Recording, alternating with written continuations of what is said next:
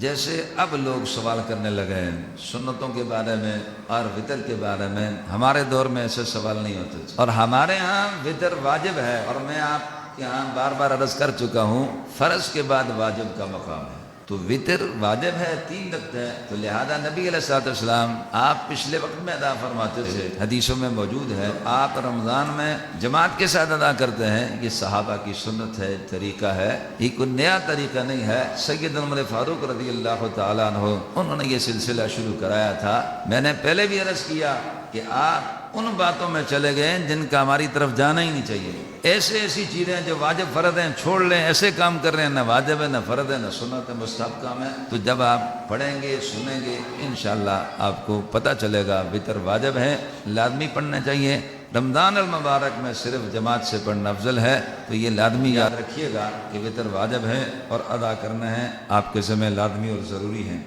مولانا قاری محمد رفیق خان کے official YouTube channel کو subscribe کریں اور بیل کے بٹن کو دبائیں تاکہ ہر ویڈیو اب تک سب سے پہلے پہنچ سکے۔